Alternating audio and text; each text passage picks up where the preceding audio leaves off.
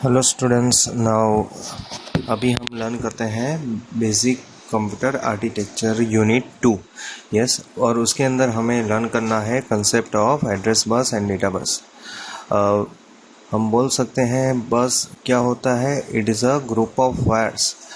Basically ये किसके लिए यूज होता है? टू ट्रांसफर द डेटा और signals between the micro processor and other components of the computer. Yes, यानी कि माइक्रो प्रोसेसर और दूसरे कंप्यूटर के जो भी कंपोनेंट्स अवेलेबल है, like input device, output device, memory है, सेकेंडरी मेमोरी है, प्राइमरी मेमोरी है, तो उसके अंदर अगर कोई भी डेटा पास करना है then we require the bus. Yes, हम बोल सकते हैं there are three types of bus are available.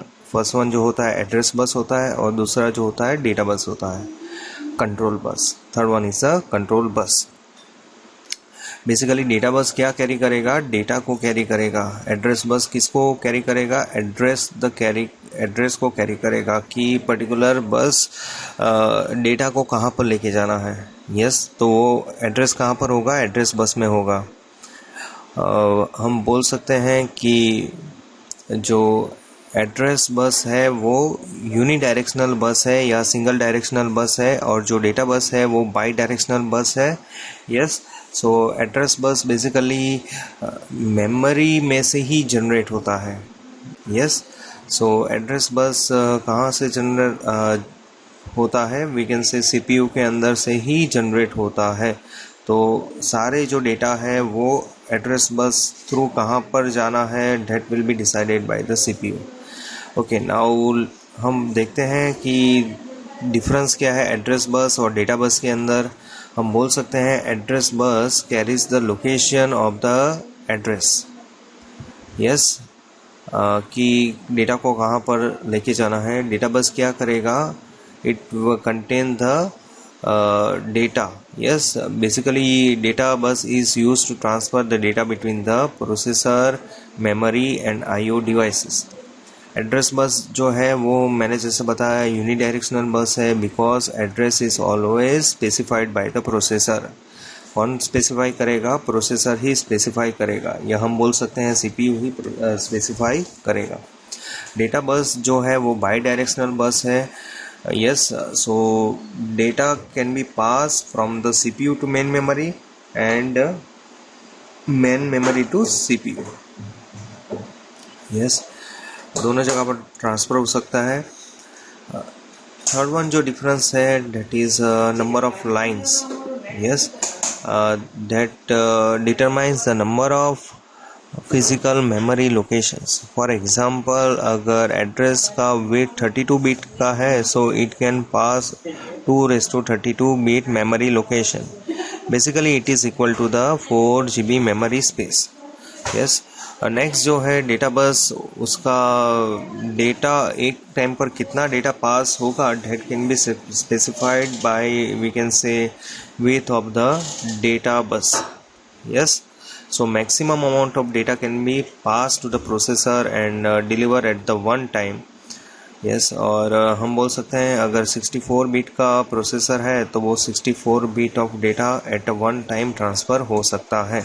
Yes, next जो है कंट्रोल बस। कंट्रोल बस यानी कि क्या हम बोल सकते हैं, ये एक ऐसा बस है जो बेसिकली कंट्रोल सिग्नल को पास आउट करेगा। यस, सो कंट्रोल सिग्नल जो भी है वो पास आउट हो गए from the processor to memory and IO devices. Yes, तो जितना भी सिग्नल्स वगैरह है कि डेटा पास होंगे या नहीं होंगे, या डेटा को होल्ड पर रखना है पासिंग में, yes, so that can be control by the control bus. It is a bidirectional bus. Yes, ये कंट्रोल बस कैसे वर्क करता है? It is work like just as a signal. Next one जो है memory. Yes, primary memory और secondary memory. Memory जो है basically use to store the data and instruction, उसके लिए मेमोरी का हम यूज़ करेंगे। मेमोरी जो है वो बाइनरी फॉर्म के अंदर डेटा को स्टोर करके रखेगा, सो इट कैन बी ए 0 और 1। यस, ये मेमोरी के यूनिट है और इसका डिस्क्रिप्शन है। बीट जो है वो 1 या 0 को स्टोर करेगा। निबल यानी कि 4 बिट ऑफ डेटा, इसको हम क्या बोलेंगे, निबल बोलेंगे। Yes, 4 bit of data it is called as a nibble. Same way byte, byte यानी कि क्या, group of 8 bit of data.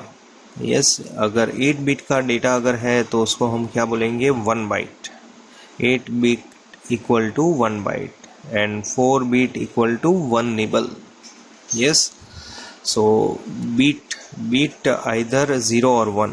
yes, bit can be either 0 or 1. for example अगर आप बोलोगे सो ये है 000, सो ये एक निबल हो गया। और मैं यहाँ पर 4 बार 1 लिखता हूँ, सो 4 time 0 and 1 time 1, 4 time 1, so it is called as a 1 byte of memory. Same way kilobyte यानी कि क्या, 1 KB is equal to 1024 bytes is equal to 1 kilobyte. Megabyte यानी कि क्या, 1 MB is equal to 1024 KB is equal to 1 MB। Same way 1 GB यानी कि 1024 megabyte equal to 1 GB। उससे large unit है terabytes. 1 TB is equal to 1024 GB। Next one जो है वो petabyte, 1 PB is equal to 1024 TB। Okay, so ये हो गए memory unit. Now next one जो है, बेसिकली मेमोरी जो है वो 2 कैटेगरी के अंदर डिवाइड होते हैं। फर्स्ट वन हम बोल सकते हैं प्राइमरी स्टोरेज, और सेकंड वन जो है सेकेंडरी स्टोरेज मेमोरी। ओके, ये जो मेमोरी वाला है वो मैं अभी नेक्स्ट लेक्चर में कंटिन्यू करूँगा और नेक्स्ट लेक्चर के अंदर आपको पूरा समझा दूँगा। सो अब के लिए खाली आपको इतना ही, जो हमने लाइव सेशन में लर्न किया था वही मैंने यहाँ पर रिपीट किया है। Yes, thank you so much.